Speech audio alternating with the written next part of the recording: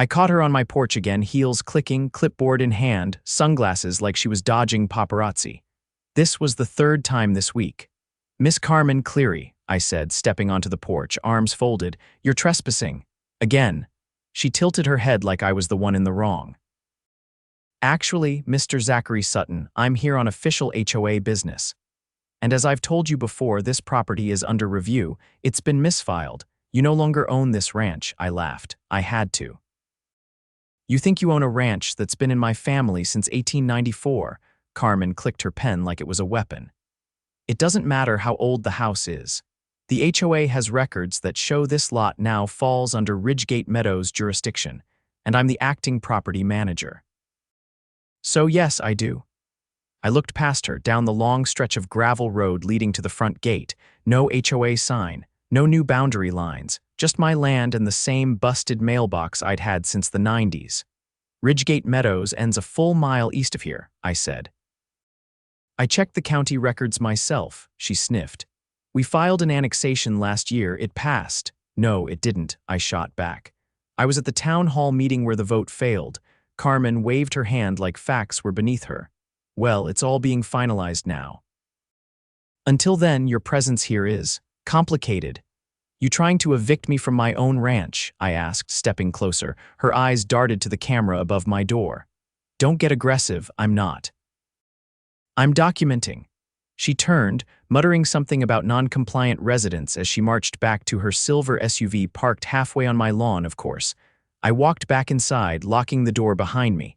I didn't like this. Something was off. I'd dealt with HOA nonsense before, but this was different. That night, I pulled out every document. I had my deed, my plat map.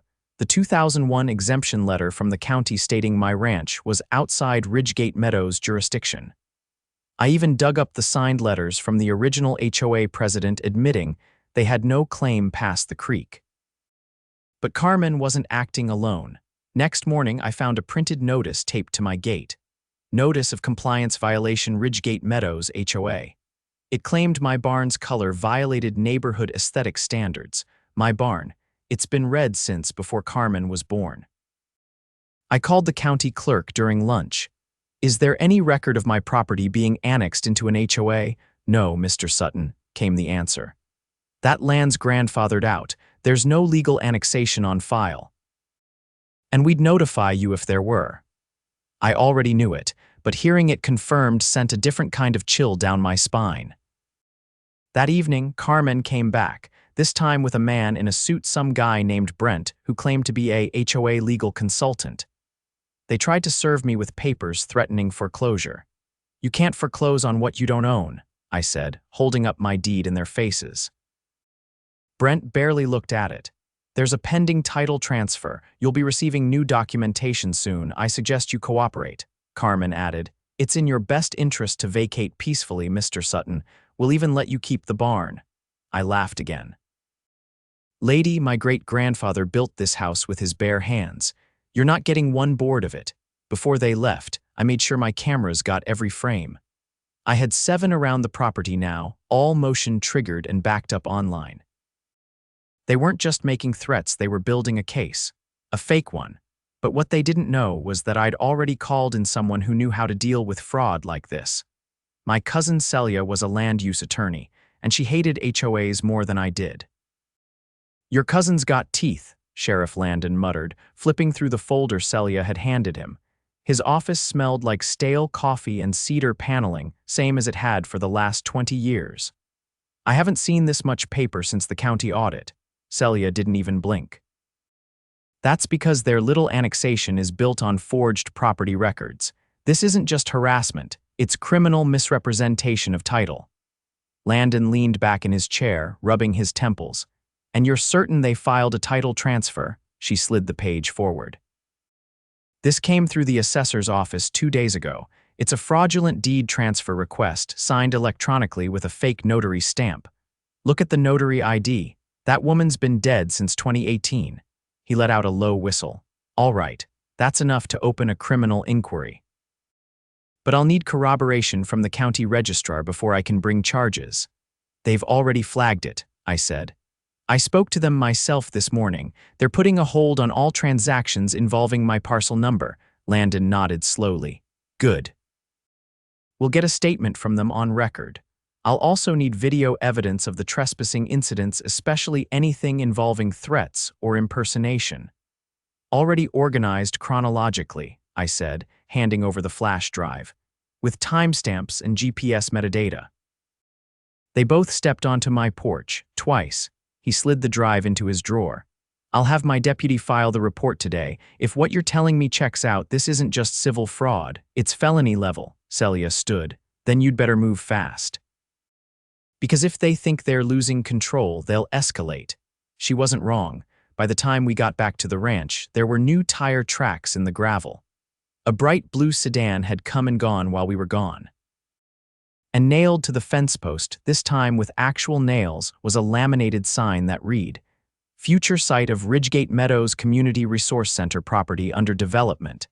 Celia stared at it for a full 5 seconds. They're trying to fabricate a paper trail, she muttered.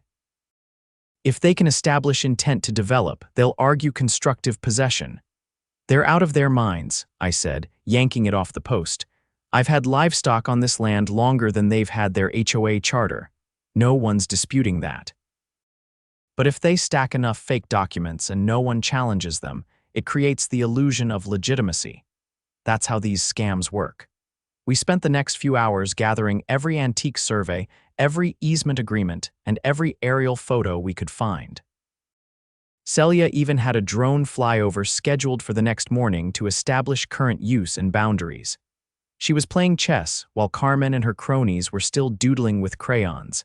That night, just after dusk, I saw headlights near the barn. I stepped onto the porch with my shotgun slung over my shoulder, not loaded, just visible, and watched as 2 silhouettes scrambled back into an SUV and peeled off down the road.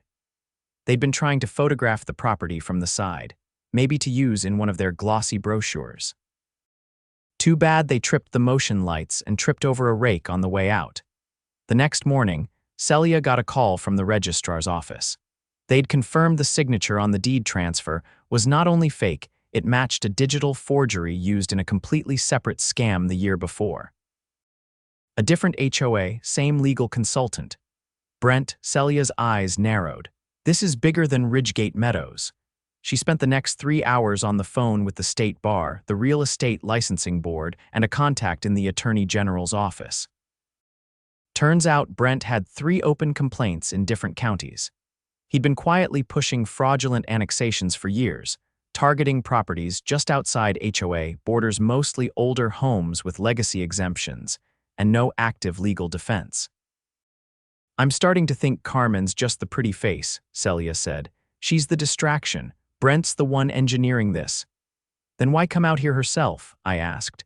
Because the more hands-on she looks, the more believable the lie. It's all about optics. If she shows up in person, acts like she's in control, people assume it's real. I looked out the window. Well, she's about to find out what real looks like. That afternoon, I got a visit from someone I hadn't seen in years, Miss. Elver Rojas, former Ridgegate Meadows Board president and the woman who'd signed the 2001 letter acknowledging that my land was exempt. I heard they're trying to rope you in, she said, stepping into the kitchen. Saw Carmen's name in the community newsletter. That girl's got ambition and no sense. You still have a copy of that letter you signed? I asked.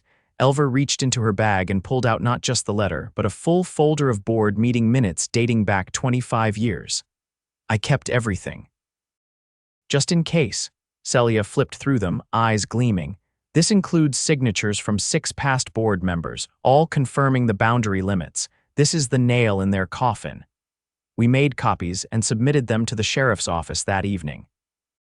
With Elva's sworn affidavit and the registrar's fraud report, it was enough to file formal charges against both Carmen and Brent. The sheriff's department executed a search warrant on Ridgegate Meadows' HOA office 2 days later. They seized computers, financial records, and hard drives. Brent was arrested at his office in the next county over. Carmen was picked up while hosting a development tour with some unfortunate investors on a golf cart. Her expression when the deputies cuffed her was captured perfectly by the local paper's photographer. It made the front page under the headline, HOA scammers caught in land grab scheme. But the fallout didn't stop there. Turns out Ridgegate Meadows had used Brent's services to annex 2 other properties improperly. One of them belonged to a retired Navy chief who'd already paid nearly $20,000 in bogus compliance fines. The other was a widowed schoolteacher whose garden Carmen had ordered bulldozed for uniformity. Both of them filed lawsuits. The HOA board dissolved within the month. The community revolted, held a vote, and terminated the charter entirely. No more Ridgegate Meadows, just Ridgegate. As for my ranch, Celia filed a quiet title action with the court to permanently reaffirm ownership and bar future disputes. The judge signed it in less than 15 minutes. I framed that ruling and hung it above the fireplace. Celia stayed in town a few extra weeks, helping the other victims file paperwork and get restitution. By the time she left, folks around here were calling her the Hammer and Heels. I just call her family and Carmen. Last I heard, she was trying to sell timeshares in Arizona. Good luck with that. Celia's rental car was still warm when she stepped out, face lit with focus. "We've got a problem," she said without knocking, walking straight through the front door with her briefcase. The HOA wasn't the only entity involved. The bank they used to file the lien. It's tied to a shell company, and I found a money trail. I blinked. "What kind of money trail?" She dropped her case onto the kitchen table and flipped it open. "Wire transfers, multiple. From the Ridgegate HOA account to a limited liability corporation registered 2 states over. And guess who filed the paperwork?" I didn't answer. "Brent. Using a fake name, and the kicker. That LLC owns 3 parcels of land that were acquired from residents who couldn't fight back. All paid for through cash outs from bogus liens." My jaw tightened. So this was never about expanding the HOA. It's real estate fraud and laundering through property foreclosures and artificial development costs, she replied, flipping through documents. They don't just steal land. They flip it to investors, wash the proceeds through renovation contracts that never get fulfilled, then disappear before the lawsuits catch up. I stared out the window at the edge of the property where the gravel faded into open pasture. How deep does this go? Deep enough that the state's Financial Crimes Division is now involved. I sent them everything. The next morning, sheriff's cruisers lined the street outside what had once been the Ridgegate HOA office. Deputies carried out boxes of records while an unmarked black SUV idled across the street. A plainclothes agent stepped out, nodding at Celia as she approached. "I'm Agent Sandler," he said, extending his hand. "I'm with the state's Real Estate Fraud Task Force. We're coordinating with the FBI's White Collar Division. Your file was detailed." Celia didn't shake his hand. "How many properties?" Preliminarily, 5 counties, over 20 parcels, most of them elderly owners, some deceased. All with legacy exemptions or disputed boundaries. "Were any of those owners compensated?" she asked. He shook his head. "The ones who resisted were harassed into selling. Some were intimidated with fabricated code violations. In one case, the HOA claimed the owner died intestate, submitted a forged will, and took possession." My gut turned. That's not just fraud, that's theft by deception. "And in 2 cases," Sandler added, "forgery of legal documents." Which is a felony. As the investigation expanded, headlines spread faster than wildflowers in spring. News vans began circling Ridgegate every afternoon. Reporters spoke to homeowners who'd been too afraid to come forward before those who'd received anonymous letters warning them not to involve lawyers, or neighbors who'd been quietly bullied into silence when their support for victims made them targets. One man in his 70s, Harold Greaves, came forward with a handwritten ledger. "They made me sign my deed over after they claimed I was behind on HOA dues," he said, "but I've never even been part of the Ridgegate community. They just showed up one day, said the rules changed." The ledger listed every payment he'd made before the pressure started. Celia took one look and sent it directly to the state attorney's office. In the meantime, a grand jury convened. Brent faced over a dozen counts: wire fraud, forgery, conspiracy to defraud, and unlawful transfer of real property. Carmen was charged with willful misrepresentation and criminal trespass, but there was speculation she'd flip to reduce her sentence. "I think she'll turn on Brent," Celia said one morning as we sat outside with coffee. "She's scared, not just of prison, of being exposed." "She already is," I said, "but what she did to those people. It's not just about jail, they need to be made whole." "They will be," she said. "Civil cases are coming, restitution, title reversals. It'll be messy, but it'll happen." A week later, I got a letter from the state attorney general's office. Not only had my title been confirmed beyond contest, but there was now an injunction in place preventing any HOA or affiliated organization from filing future claims against my property. I folded the letter and placed it in the fireproof safe, right next to my grandfather's war medals and the original land grant, but there was one more loose end: the blue sedan. The one I'd seen the night someone tried sneaking around my barn. I had never gotten a good look at the plates, but Celia had pulled stills from the security footage and enhanced them. The plates were registered to a private security firm in a neighboring city, a firm contracted by Ridgegate Meadows. We handed everything over to Agent Sandler. 2 days later, the firm's license was suspended for unlicensed surveillance and illegal entry onto private land. "They were hired to create pressure," Sandler explained. "Make you feel watched, vulnerable. It's a tactic used in coercive real estate takeovers. But with the footage you provided, we have enough to pursue criminal trespass charges." I leaned against the porch railing.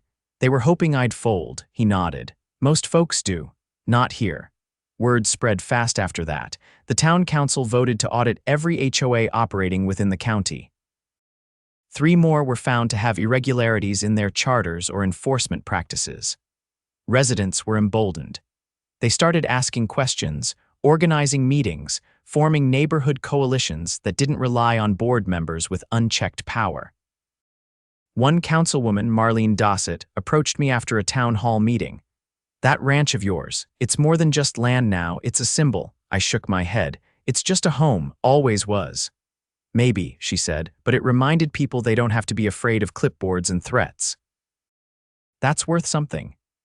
In the final weeks of the investigation, Brent's assets were frozen. Investigators discovered offshore accounts, falsified development invoices, and builder contracts that had never been fulfilled. He'd already sold 2 of the fraudulently acquired properties to wealthy investors, but the courts voided the sales and restored ownership to the original families, and Carmen. She took a plea deal. In exchange for her testimony against Brent and the investors he colluded with, she received a suspended sentence and a permanent ban from working in real estate or holding a position in any HOA in the state. She left town quietly, but not before issuing a statement through her lawyer. It was the usual claims of ignorance, misplaced trust. But no one bought it.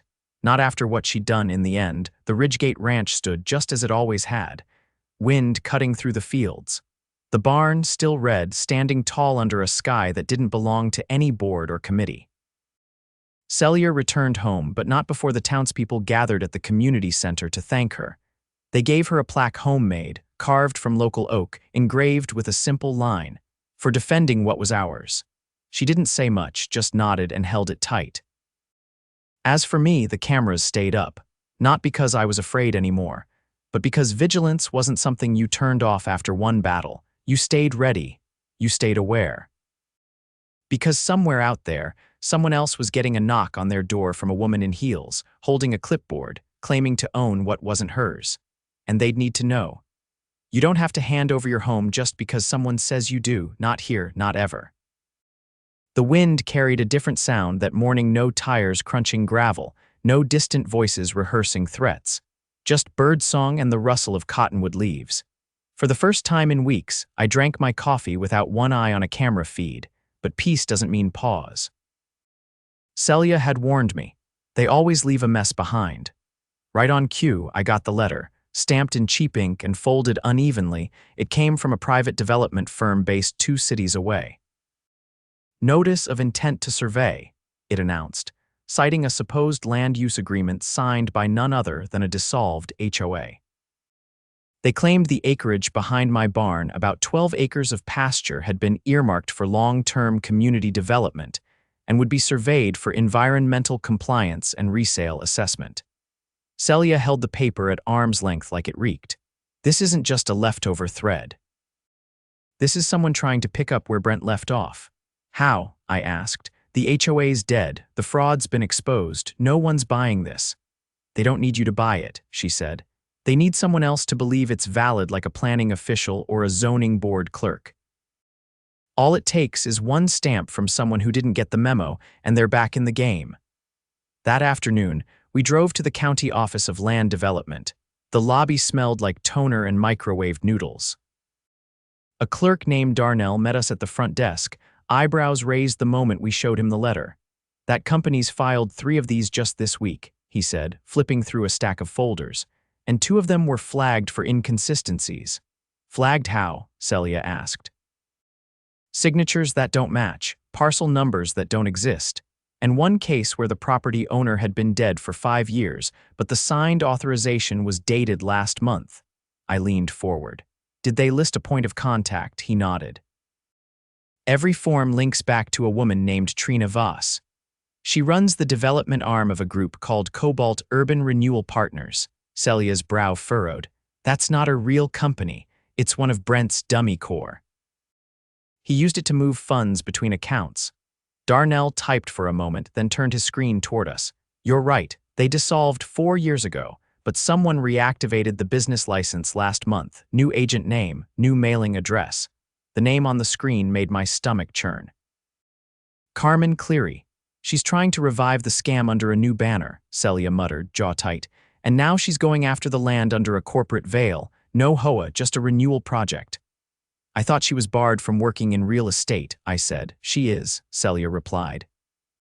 But if she's only listed as an officer and not a licensed broker, she might have found a loophole.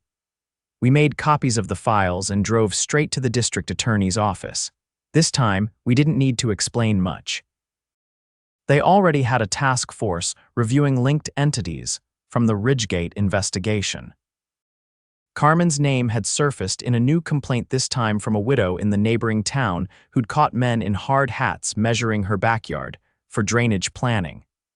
Assistant District Attorney Margot Beale met with us personally. This isn't a continuation, she said. It's an escalation. Carmen's using the remnants of Brent's network to reposition herself. Instead of enforcing fake rules, she's pretending to offer revitalization to neighborhoods.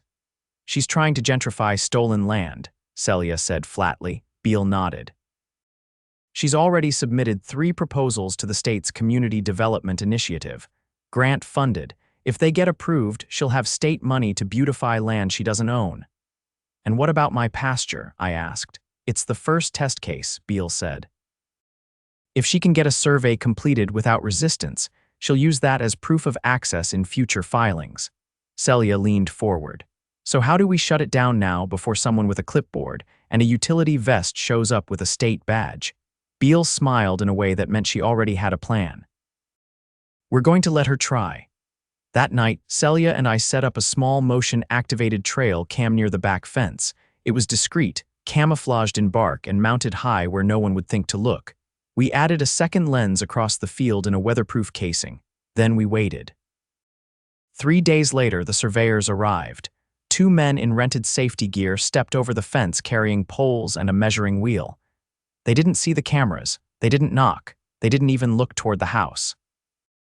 They marked the perimeter, flagged the corners, and snapped photos of the terrain, all of it recorded in perfect, time-stamped clarity. The moment they stepped off the property, I called Beale. She already had a team ready. Within 48 hours, investigators traced the men back to a subcontractor hired by Cobalt Urban Renewal Partners. The business license Carmen had reactivated, filed under a false address. The bank account linked to it. Opened using a tax ID number registered to a defunct landscaping company Brent had used during the Ridgegate days. Beale moved fast. She filed a motion in circuit court requesting an emergency injunction against all cobalt-related activity in the region. The judge granted it that same afternoon. When they served the injunction, They found Carmen in a rented office space downtown, same sunglasses, same clipboard, but this time, she didn't say a word. Her hands shook as they cuffed her. Beale charged her with fraud by misrepresentation, unlawful trespass under corporate guise, and violation of her previous sentencing agreement. Because she had used Brent's forged documents to justify her new filings, the charges escalated to conspiracy and attempted wire fraud. But the real blow came later. The state's grant committee publicly rescinded all funding applications submitted by Cobalt Urban Renewal Partners and flagged them for internal review. A joint statement from the Attorney General's office called the scheme a predatory attempt to weaponize development initiatives against vulnerable property owners. Celia sat across from me at the kitchen table, her laptop open and a glass of lemonade untouched beside her. "She's done," she said. "Not just locally. She's blacklisted from every housing development registry in the state, and the feds flagged her for future scrutiny." I nodded, staring out at the field where the flags had once stood. "So that's it. No one else can try this again. No one can guarantee that," she said.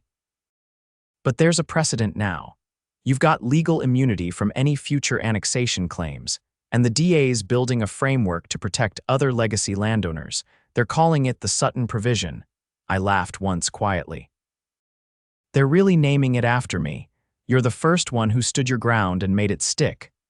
The next week, the district court finalized the forfeiture of Cobalt's assets. The money was distributed in restitution to victims of the Ridgegate scheme, including Harold and the others who'd been forced to sell or pay fraudulent fees. The pasture behind my barn, still mine. But now it had signs, not warning threats or HOA notices. Just a wooden post with a brass plate that read, "Private land protected under the Sutton Provision, no annexation. No exceptions." At the edge of town, the old Ridgegate HOA office was converted into a community archive.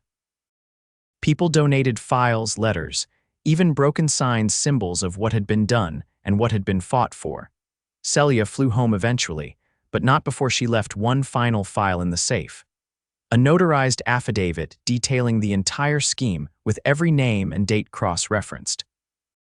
She called it a shield against the next storm, but storms don't scare me anymore. Because now, when someone walks too close to the fence, they know the land isn't for sale.